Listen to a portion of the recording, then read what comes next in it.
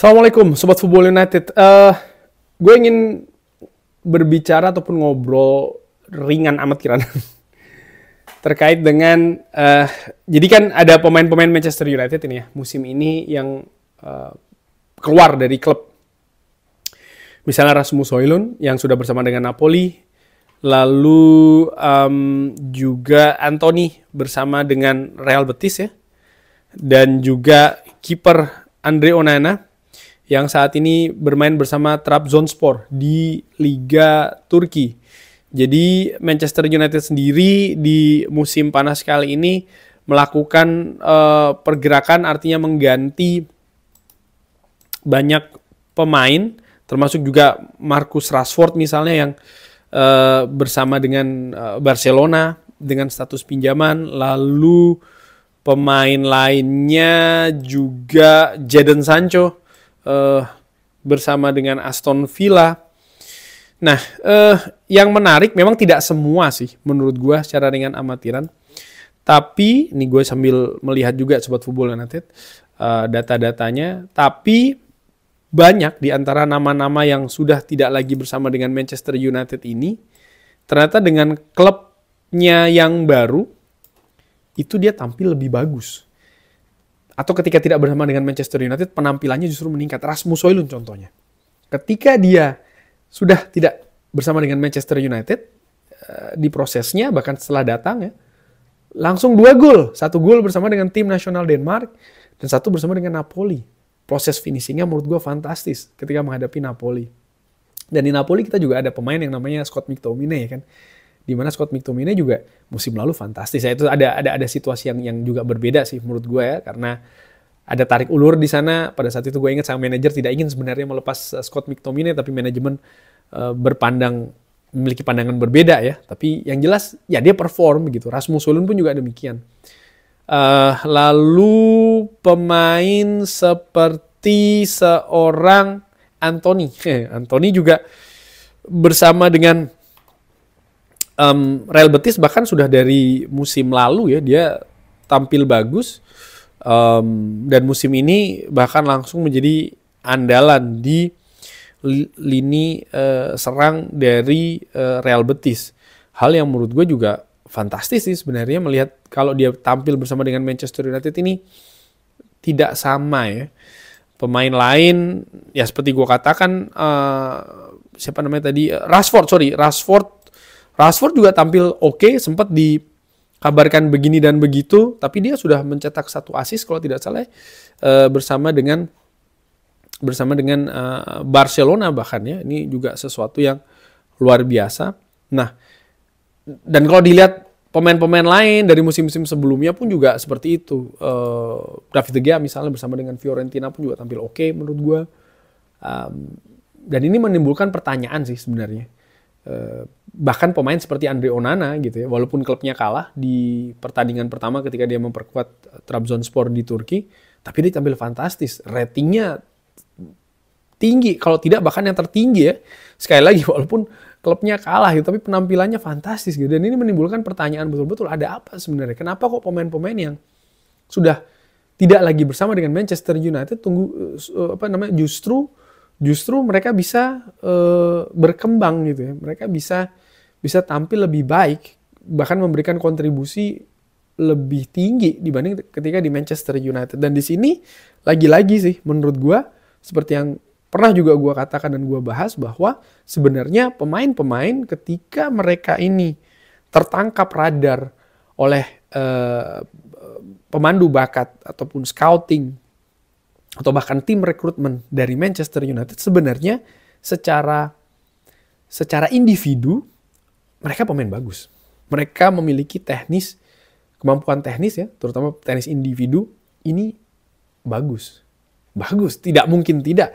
Karena pemain yang ditangkap radarnya oleh Manchester United ini pemain yang biasanya bukan cuma Manchester United saja yang menangkap gitu kan. Ada juga klub-klub besar lain yang juga menangkap gitu. Artinya memang pemain ini siapapun itu ya menurut gue pemain bagus. Nah sekarang gimana bisa ketika datang ke Old Trafford ternyata menurun penampilannya, menurun kontribusinya. Menurut gue ini bukan tentang teknis, ini tentang non teknis. tampil di klub sebesar Manchester United, menurut gue ini merupakan merupakan salah satu yang terbesar tantangannya sebagai profesional di sepak bola. Dan gue berbicara bukan hanya terkait dengan pemain nih, pelatih, staff dan lain-lain. Tekanan di Manchester United ini luar biasa, tidak main-main gitu. Besar sekali, tantangan kesulitannya mungkin salah satu yang terbesar juga ya, jika dibandingkan dengan di klub-klub lain. Juga dengan resiko yang besar, karena reputasi resikonya sangat besar sekali lah di reputasi dari profesional sepak bola di Manchester United.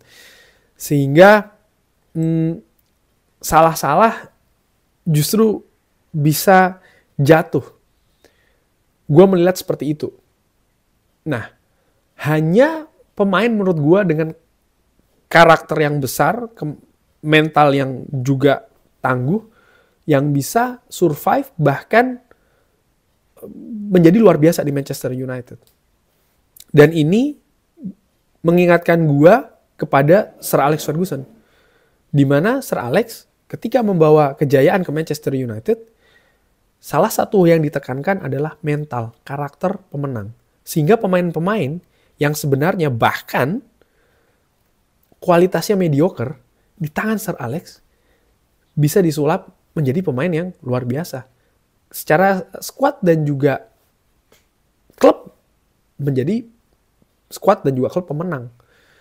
Dan ini menurut gue yang berusaha dibuat lagi dengan tentu saja gaya dan juga karakter yang berbeda, bahkan semenjak Louis van Gaal masuk ke Manchester United. Gue masih ingat dia mengatakan football, filosofi, mentality, karakter. Erik ten Hag mengatakan musim lalu salah satu tugas besar yang ingin dibuat di Manchester United adalah bagaimana dia harus membangun karakter. Di zaman Jose Mourinho pun juga seperti itu. Selalu yang disebutkan hal-hal fundamental, bukan terkait dengan taktik, teknis, permainan di atas lapangan, hasil, tidak. Tapi mereka sadar betul ada hal besar yang harus dirubah. Dan ini juga terkait dengan, nantinya akan terkait dengan permainan di atas lapangan, bahkan hasil ya. Karena misalnya begini, mau pelatih itu sekelas seperti apapun, taktiknya juga sejenius apapun, tapi kalau karakter mental pemain yang dimainkan di atas lapangan tidak bagus, dengan segala keadaan di atas lapangan akan bisa jadi justru lebih buruk gitu ya. Dan menurut gue disinilah kuncinya. Andre Onana misalnya, ini juga hal yang menarik sih, bagaimana ya Andre Onana kalau melihat kurikulum vitae-nya ataupun resumenya, pemain ini kan sebenarnya pemain yang memiliki memiliki jalan karir yang bagus gitu. Bagaimana dia dari La Masia misalnya di Barcelona segala macam, bagaimana dia melihat karirnya segala macam sehingga dia tidak tergiur untuk pindah ke klub lain tapi justru ke Ajax. Di Ajax dia bisa jadi andalan, termasuk di tim yang mendominasi pada saat itu, pindah ke Inter Milan, Liga Champions ya, final Liga Champions. Tapi di Manchester United tidak, justru dia menjadi pesakitan ya kan. Rasmus Højlund pun juga seperti itu. Kita bisa berkata ataupun berpikir bahwa iya tapi mungkin karakter liganya bang yang tidak sesuai dan lain-lain. Iya itu bisa. Tapi sebelumnya Manchester United pun juga sempat ya kan mengambil pemain-pemain dari luar Liga Inggris dan bisa berkembang dengan baik. Cristiano Ronaldo pun ketika datang bukan dari Liga Inggris kan. Bang jangan sebut-sebut atau disamakan dengan era Sir Alex Ferguson sudah selesai. Semua juga sudah tahu era dari Sir Alex Ferguson selesai. Tapi ada banyak komponen, fundamen, poin-poin yang masih sangat relevan untuk Manchester United dan bahkan sudah digunakan oleh klub-klub lain. Apa mereka membangun environment yang kuat, mentalitas yang kuat. Dan menurut gue ini salah satu permasalahan. Nah sekarang pertanyaannya, ini tugas siapa? Dengan struktur organisasi yang seperti ini yang ada di klub ini, di klub Manchester United saat ini, gue pikir bukan hanya head coach dan juga staff kepelatihan, tapi juga dari manajemen Manchester United. Everything comes from the top to the bottom, not the other way around. Semua datang dari atas sampai dengan ke bawah, tidak sebaliknya. Jadi bukan hanya Omar berada, Sir Jim. Kita berbicara Glazer juga, tapi Glazer gue singkirkan. Dari atas ke bawah. Ambisi, karakter, visi. Ini harus diturunkan secara kuat, dikomunikasikan secara erat. Sampai dengan keseluruhan klub menurut gue.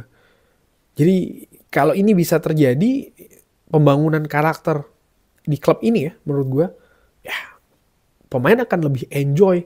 Pemain akan menganggap ataupun bisa memutar tekanan yang justru bukan menjadi beban, tapi justru menjadi motivasi. Jadi tidak ada, menurut gue nantinya ada pemain seperti Anthony misalnya, ketika diwawancara justru dia menangis, mengingat masa-masa dia di Manchester United yang sangat-sangat penuh tekanan dan segala macam, di mana dia secara individu sebenarnya pemain bagus begitu ya. Dia hanya butuh lingkungan yang mendukung dia. Dan di sisi lain, gue saat ini kalau mendengar wawancara mantan pemain Manchester United di era Sir Alex Ferguson, mereka sangat terkesima, mereka sangat enjoy. Apapun yang terjadi, juara tidak juara, beda gitu loh. Yang mereka ceritakan, tidak mereka seperti kayak berkeluh kesah, tidak. Justru mereka seperti kayak berbagi keadaan mereka yang luar biasa pada saat itu.